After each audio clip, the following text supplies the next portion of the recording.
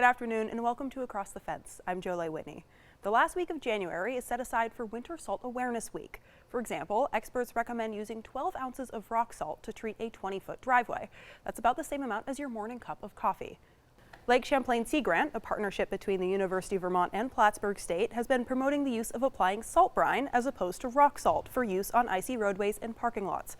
A couple of years ago, we spoke with the road foreman from Hyde Park, Mark French, and Lake Champlain Sea Grant Chris Stepanuk about the benefits of brine.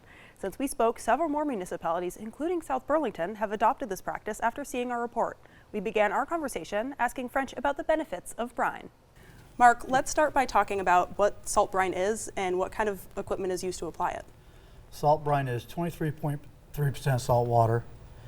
We have a brine maker to make it, so you would need, it's a kind of a two-part, you need to access to brine or a brine maker, which we have a brine maker, and our trucks hold a storage tank on the truck to haul our salt brine down the road with plumbing to our spinner with a 12-volt pump that just pumps it on to pre-treat our salt.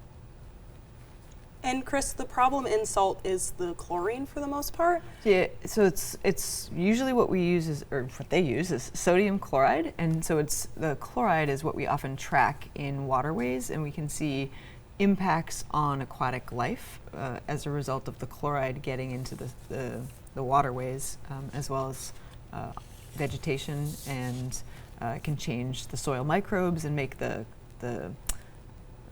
heavy metals that come off of, say, cars be able to move through waterways and contaminate groundwater.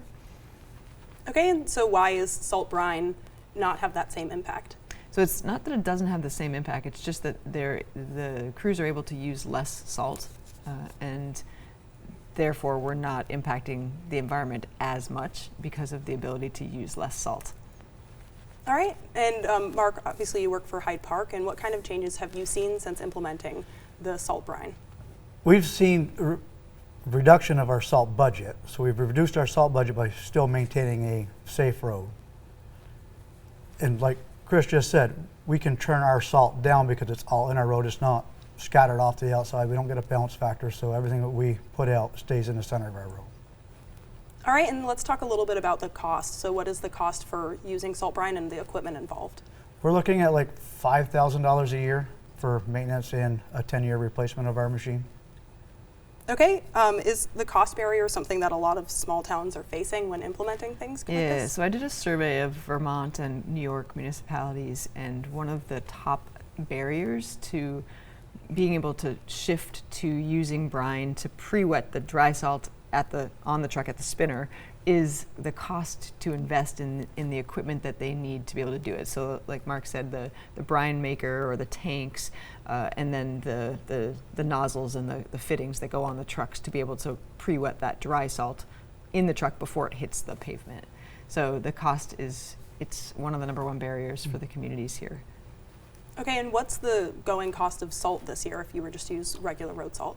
Ours for District 8 is $91 a ton. Right, and you work in Hyde Park, which is a town with a population of around 400. So if both of you want to let me know, like, what's the value of implementing something like this in such a small area? I don't think it matters of the population because I think the taxpayer is a taxpayer no matter what population is. We did it because we were trying to save our salt budget, save our taxpayers money, but on the other hand, try to help the environment as we did it. Yeah, and other towns like in Lake George, New York, or in Merrimack, New Hampshire, have put like enforcements on using rock salt.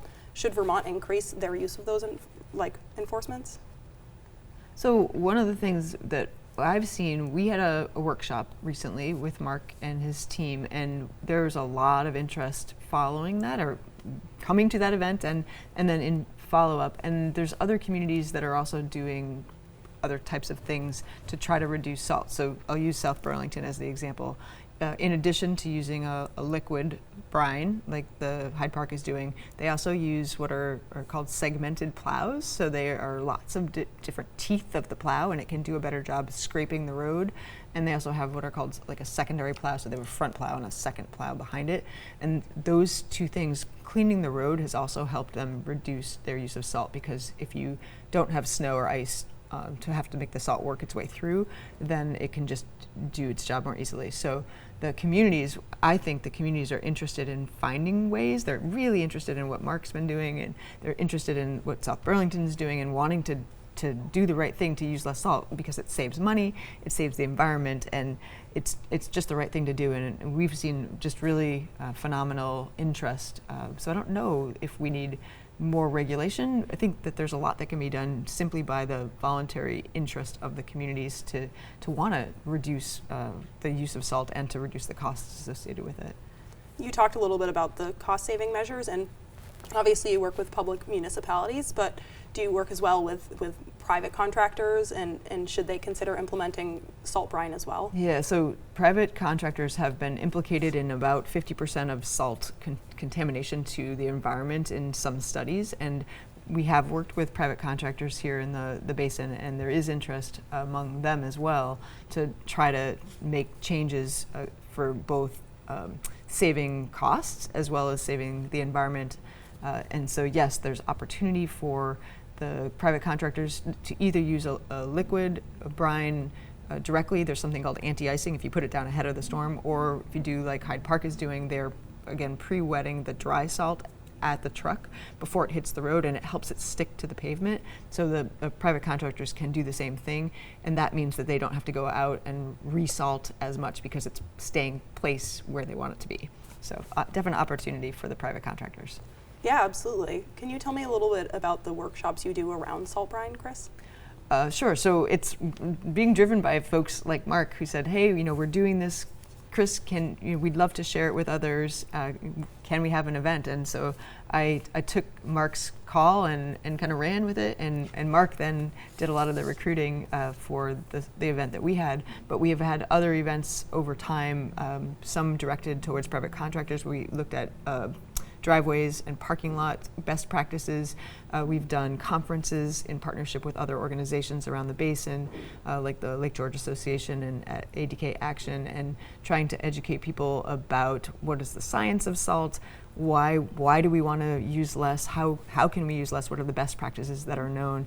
So over the years, we've had a number of just different sorts of educational programs with different entities and in different spaces.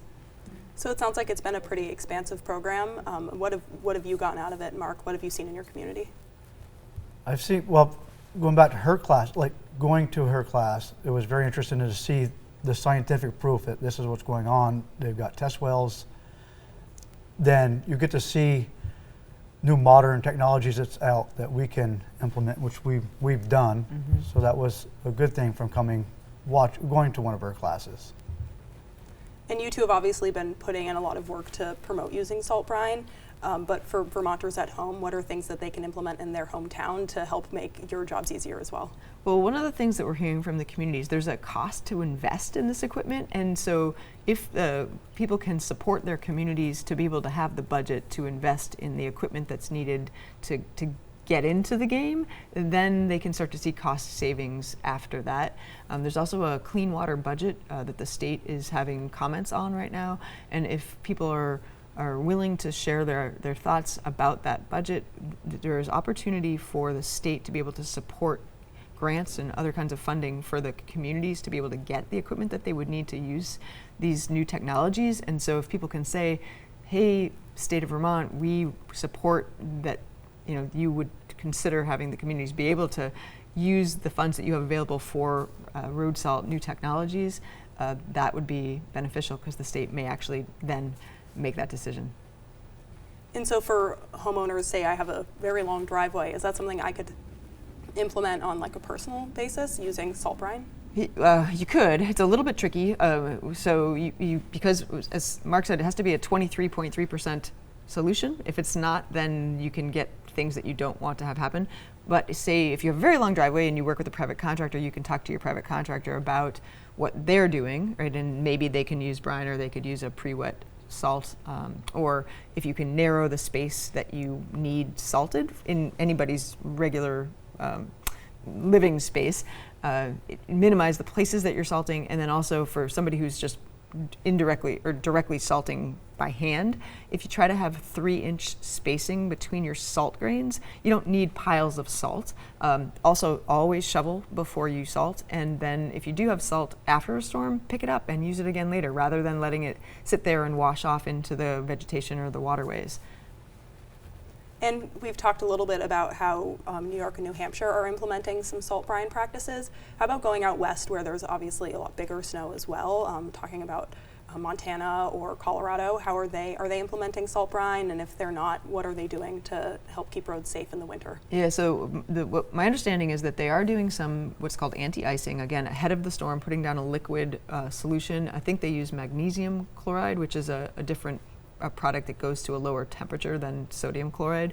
And my understanding is that they hadn't used salt in the past a lot, and in the mountain areas they're requiring other things like chains on tires, simply because they can't get into the hills and the mountains quickly enough with all the traffic that's there to be able to maintain the conditions. So there isn't necessarily the same picture of how salt is used here out there where there's really, really snowy situations. All right, Mark and Chris, thank you so much for joining me today. Thank you. Thanks for having us. That takes care of another Across the Fence. Thanks to everyone here at WCAX for making today's program possible, and thank you for stopping by Across the Fence. Have a good one.